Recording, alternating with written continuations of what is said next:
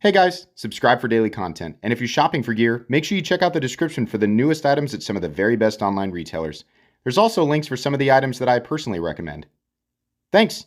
What's going on YouTube? Metal Complex here, and today I've got a very interesting knife review slash knife overview to share with you guys. This is the new Microtech Glykon, a very cool and pretty unique USA OTF offering from Microtech. This was sent to me by @AmateurKnives on Instagram. Please give him a follow. It's because of people like him that I'm able to bring you guys daily knife content. It's also because of the patrons who support this channel. Thanks so much to my patrons.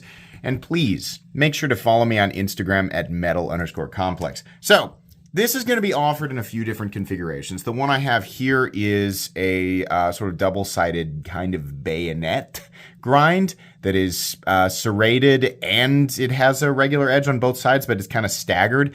They've got like the plain edges. In the future, they're going to be offering a single edge, right? But it's not available yet.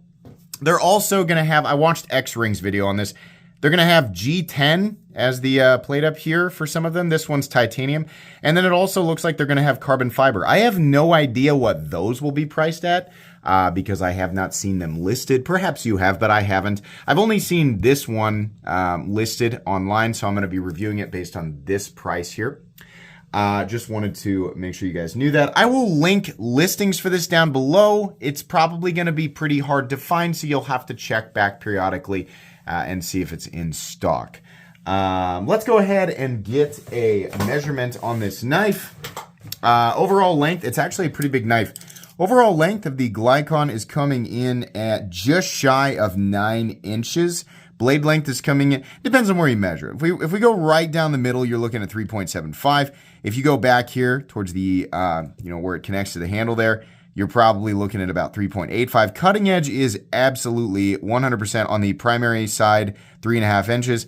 This bayonet grind, the edge on the other side, after you take into consideration that little sharpening tool, is coming in at about 2.5 inches.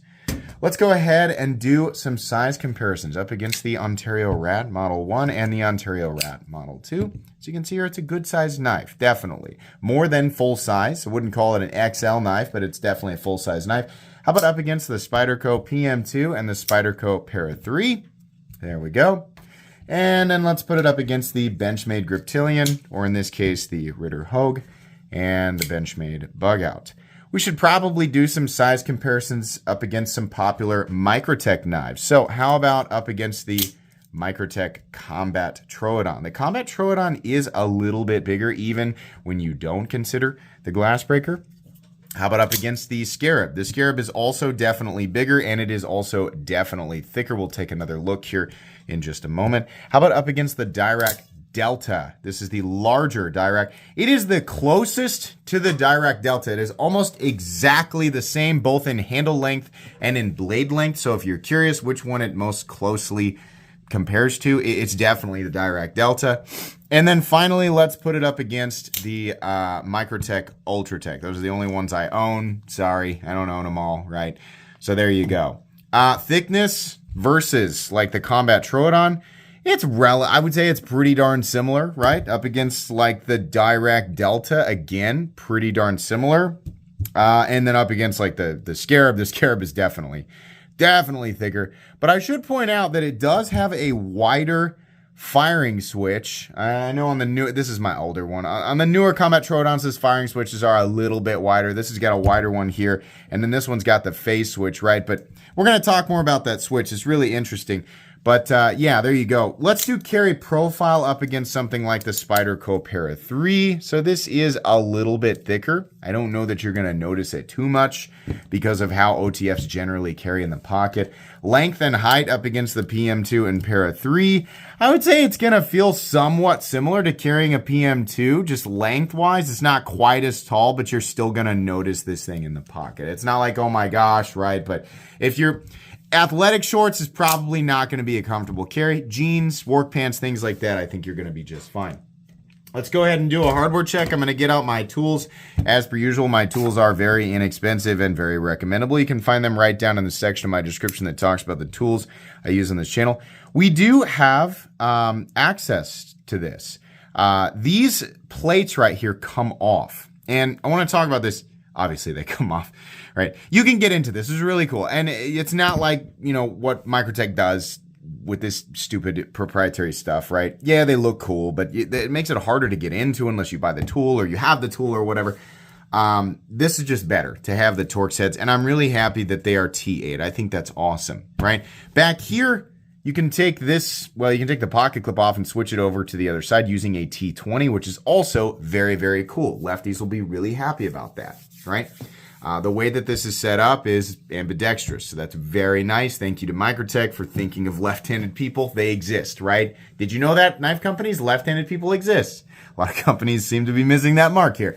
But anyways, I think that's great. I also think it's really cool that these little panels come off, right? It's like I said, they'll offer G10 and carbon fiber.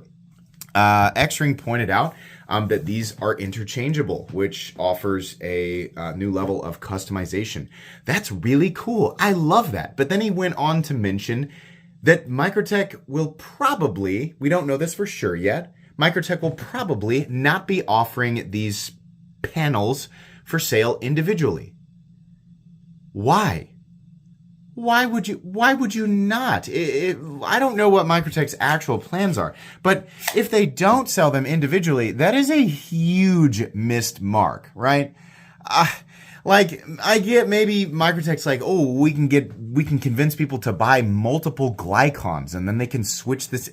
But why? Why would you? I just don't understand. I mean, if you're going to make this, whatever you plan to do, if I don't know how much my vote counts, but I feel like a lot of people who buy this would be very, very interested to buy separate carbon fiber panels, G10 panels of different colors, right? Red. I mean, they offered it. I've seen images of them in black G10, but the OD green, the black, blue, whatever, right? Microtech has done different colors in the past. You could do different colors of aluminum, right? You could do different colors of anodized titanium. Yeah, people will buy them. And, I mean, I would imagine if they did that, the prices on those panels would be kind of crazy. But you know what? I just feel like that would be a really good idea. If you don't plan to do that, Microtech, I don't even know if they're going to see this video. If you don't plan to do that, I would seriously reconsider. I think that would be a very good idea. So there you go. That's all I know about that, right? Let's go ahead and measure the blade stock thickness. We do have a little flat area up here, which we're going to talk about. I think that's really cool. The blade stock thickness is coming in. Let me grab it right at the back here. We're coming in at 120 thousandths, which I think is par for the course there. So great. Nice. We have access to my knowledge. There's no crazy new chassis or anything like that. There's nothing overly complicated about the internals versus the other Microtech offerings. So we should be good to go there. Let's go ahead and weigh it. This one has the titanium. I'm calling them panels for lack of a better word, right? If you feel like you know the exact classification of these things up here, then you can let everybody know in the comments. That's fine. So this is going to be the heaviest. Obviously, the carbon fiber and the G10 ones are going to weigh a little bit less. This guy comes in at 5.19 ounces compared to the Direct Delta, which comes in less at 4.41 ounces, compared to the Combat Troodon, which comes in at 5.64 ounces. And finally, the Scarab, which somehow comes in lighter than the Combat Troodon at 5.36 ounces. So it's right there in the same area as the other full-size Microtechs. I'm going to call this a full-size Microtech. It feels just as full-size. It feels very powerful. We'll talk more about the action. In fact, let's talk about the action right now. Wow. It's definitely as powerful as all of the other full-size Microtechs, except for the Scarab. The Scarab throws a little bit harder. I think that people know that, right? The Scarab is the big boy. But what I really like is this big, fat firing switch on the spine. Man, that makes it easier. How many times have you handed off a Microtech knife to somebody that's not well trained in the art of firing these big crazy OTFs, and they do this, they go, they do that. This makes it a little easier, right? The trick to firing these things so easy is don't come at it like this. Start down here and push forward. That's how it's designed to work if you've ever struggled with this, right? Now, even people who can fire it, oftentimes we do this. 2 hands, right? You see people do that. Again, kind of coming straight back will help, but if you've ever struggled with that, something that I really like about this, you can see that there are switches on the side, right? And yes, you can use those to deploy it with the side kind of like this. It's a little bit difficult because you don't have a lot of space here. These things are really small and you're not coming at it right down the middle. It's a lot harder to fire them with the side buttons than it is with the buttons here, right? And moving it forward with 2 fingers, it's kind of hard to do that, right? So yeah, that's neat when you pull it out. If you like to have the access right there, pulling it back down on the side switch is even harder. But let me say this, firing it out with the spine switch is great. Firing it back, bracing the back of this against your palm and pulling back on both switches at the same time is substantially easier. This, if you've ever had a problem with Microtech's larger OTFs, it's not going to solve the problem for everybody, but it is easier to pull this thing back because you're using 2 fingers to do it and bracing it. I mean, if your hands are a lot smaller than mine, maybe not. But being able to pull these back, it actually is easier, right? So it's not really a problem for me, but I know it's a problem for some people, and I think it should be noted. I don't know if that was part of their intention there. I think it was just kind of like, hey, look, there's switches everywhere, right? And it's cool and kind of initially kind of a gimmicky way, but it does actually offer, if you're used to doing this, I mean, it's not really that big of a deal, but if you've ever had problems with retracting it, you can use both, and it's a little bit easier, right? So there we go. Okay, have we touched on everything? I think that we have. Let's go ahead and move into the meat and potatoes here. This is a good looking OTF. Not everybody's gonna like these separated panels back here, but I think this looks great. And look at this. We got an awesome clip here. I mean, listen, I know everybody has different opinions about the classic Microtech clip. Well, let me tell you what I think about this clip real quick. I effing hate it. I think this clip is stupid and it bothers me, right? Obviously not enough to not buy Microtech knives because I buy them, right? I just deal with the clip. These things are ridiculous. They're like double pinched and then we have this big Loch Ness monster goose bill on the ridiculous. The milled titanium clip is very, very good. This is simple. It works. There's a reason that we see a lot of clips like this in the knife world. It just works. In and out of the pocket, it's great. They've even added a little bit of jimping here, right? There's a nice little bit of a curved ramp, but it still works. And it's milled titanium. This costs more to do than the clips on the standard or the other, Microtech knives that I was showing. We also have a titanium backspacer here, which is, we got a little extra value here. We got quite a bit of extra titanium on this guy, which is not something that we normally see on OTFs, right? I talked with Gavin Hawk, and he was saying the reason we don't normally see that is because of all the moving parts, and titanium tends to gull, which is not super great when we're talking about all the different moving parts and all the impact zones, right? But I think we've got all the titanium that's on this knife is not involved with that. So this works, right? So we do have to calculate that into the cost. Doesn't necessarily add any level of utility if utility is value to you, which, I mean, if you're in this territory, right, we're way beyond dollar for dollar utility. Way beyond, right? You're lost, partner, if you're here. Yeah, it does actually cost more, right? So we got to factor that in. I think it's worth pointing out. Absolutely. While these zones here are a bit aggressive, the side switch and the top switch, right? They do certainly look cool. Every part of this knife to me looks very cool. And look at that. No glass breaker. Thank you, Microtech. Thank you. These look ridiculous. It's like a rhino horn coming out of your butt. That's what these look like. But tactical, if I drive my car off a cliff into the ocean, I gotta tactical my way out of the... okay, all right, fine. If you find yourself in that scenario a lot, or you feel like you might find yourself in that scenario, well, then I guess you're screwed, right? Because this one doesn't have the breaker, right? But it looks so much better without that thing, that dingleberry sticking out of the bag, right? We're just halfway through a laborious bathroom experience with these, And this guy doesn't have it. It looks great. The other part of this knife that I think looks excellent, of course, we have that classic Microtech fuller here with the little holes. I think that looks awesome. But this area right here also looks very good. I love that we have a double-edged blade here, but it's kind of bayonet style, right? So the nice thing about OTFs is because the blade goes right back into the handle, you can actually have a safe double-edged blade. Obviously, automatic knives and dagger knives in general can be illegal in a lot of different areas. They're not illegal here in Kansas and many other states in the United States. Sorry, rest of the world. I don't know why your laws are so strict.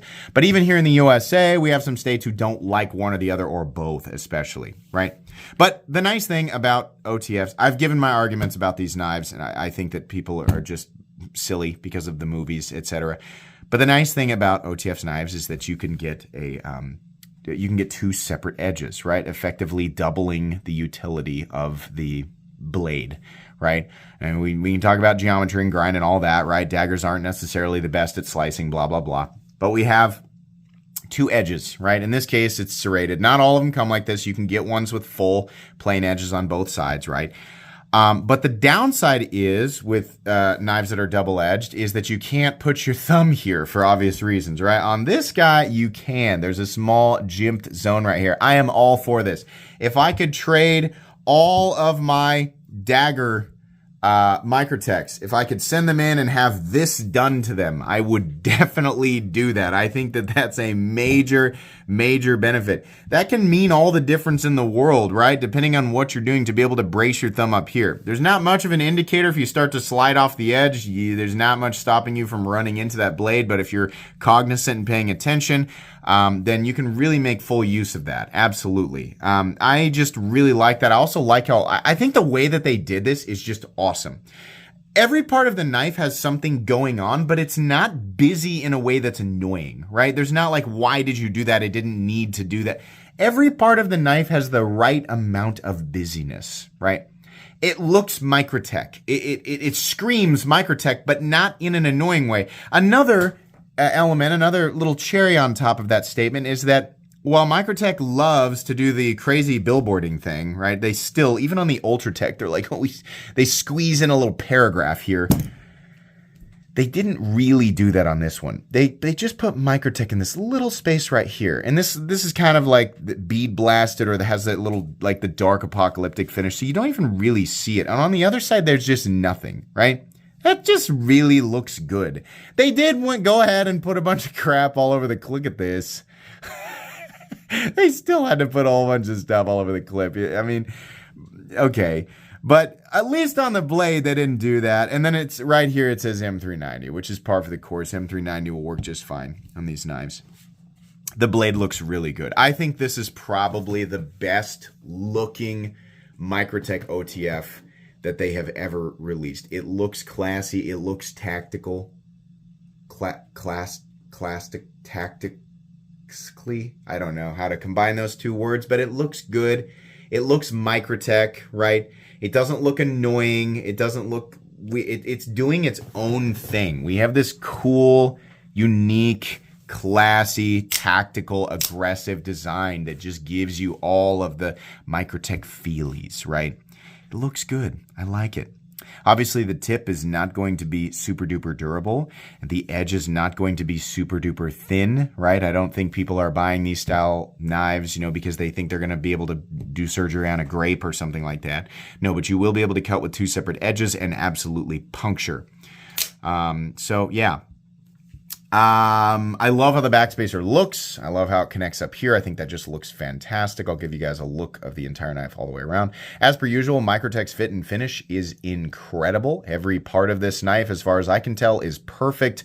There is nothing out of place. Everything is just absolutely magnificent. It's really cool to see that we still have U.S. companies. Microtech is a great example, keeping up with the unbelievable quality of Chinese manufactured knives nowadays. Oh my God. I mean, if you didn't know or you're in denial, Chinese manufacturing when it comes to high-end knives is off the charts, but Microtech is still keeping up, making most of their stuff in the United States. I know they have a couple of collaboration knives with Reich that are made in China.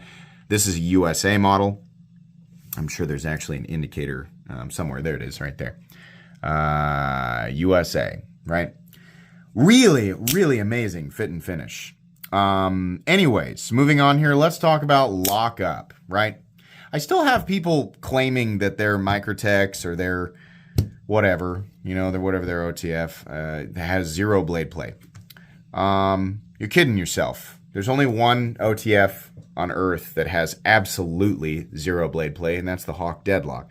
But that costs way more money. I think that a little bit of play is perfectly acceptable. I don't think there's anything wrong with a little bit of play, right? But let's not kid ourselves, right?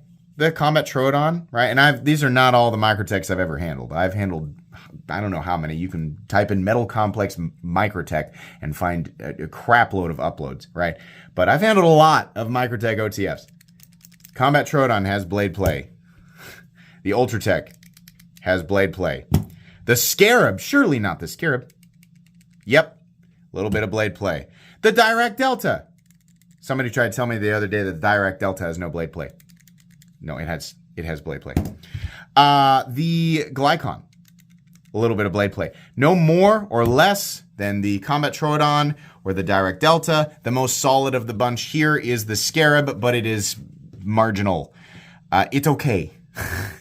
We don't have to pretend to make ourselves feel better. It's okay. Microtech knives have a little bit of blade play. Not as much as the Benchmade Infidel. Holy moly, that is the floppiest, loosey-goosey OTF I've ever felt. No, these are plenty solid, and it's perfectly acceptable. Same level of quality that we always see from Microtech knives. Final conclusions. How much does this thing cost? Everywhere that I can find them listed had them listed at $535. I would have to assume that if and when the G10 and carbon fiber variants release, they'll be slightly less. I would hope that the G10 variants would be quite a bit less. Microtech seems to think that carbon fiber is the same as titanium, so I wouldn't be surprised if they charge the same amount, but okay. $535 for this. Well, they charge about the same for the Scarab, and it seems like close to the same for the Combat Troodon. I think the Scarab came in at what, $525, $550? Maybe it's a little bit more. I don't know, right? USA made. There's quite a bit of titanium. We've got ambidextrous switches, right? A really cool blade. There's quite a bit of machining on this thing. There's a lot of work that went into this. Honestly, I can't say that I'm too upset about it. It doesn't absolutely blow me away, but it's pretty great. It's weird that in 2023 I've been the most impressed with Microtech's pricing. As far as USA companies go. What universe did we just cross into where Microtech's pricing is pretty okay, right? Not as great as their pricing on the MSI, right? But this is pretty good. Obviously, I'm not going to sit here and say that everybody needs to rush out and buy this. Very few people need a $535 USA OTF, right? But you don't buy this knife because you need it. You buy it because you want something that's excellent, that goes beyond the utility. Obviously, if you've watched X-Rings videos or any number of other videos on the internet that demonstrate the durability and capability of Microtech OTFs, these are obviously very durable and capable. Nobody's still questioning that. And if you are questioning it, well, then I would suggest you go and watch those videos. They've been around for a very long time, right? There is no are they though? It's not a mystery. They're plenty durable and plenty capable and extremely reliable as long as you maintain them, right? But again, you don't need this. You buy it because you want it. For the people who want it, you're going to be extremely impressed with it. I think it's $535 well spent. They are missing the mark big time if they don't sell these little panels individually. They definitely should, and they should make as many different ones as they can. Because that would make me if you're wondering, as a collector, I'm a collector. If you didn't know. As a collector, I want this. I'm definitely going to buy one if I get the chance. But I would be that much more motivated to find out that I could buy different panels and I could make this a different color. I mean, this is quite a bit of material up here. You change the color of this or the material, and it really changes the whole personality. And in some cases, well, in all cases, it changes the weight compared to this one, right? So, yeah. I think they should definitely do that. But the knife itself, good to go. This thing is awesome. This is one of my favorite knives that I've had on the channel. This is really cool. This is probably, like I said, I think this is probably the coolest Microtech OTF that I've ever handled. So I'm going to put this in my recommended knives playlist, and I'm also going to put it in my favorite knives of all time playlist for sure. Thanks again to Amateur Knives for sending this in for review. That's going to be pretty much it today. Please make sure to follow me on Instagram at metal_complex. If you enjoyed this video, leave a like. If you'd like to check out my other content, I do of course have lots of videos of knives that are either expensive or inexpensive that I do or don't like, so check those out. And if you enjoy all my content, go ahead and click on that Metal Complex logo right there and subscribe, because there's definitely more coming. Thanks again for watching, everybody, and have a great day.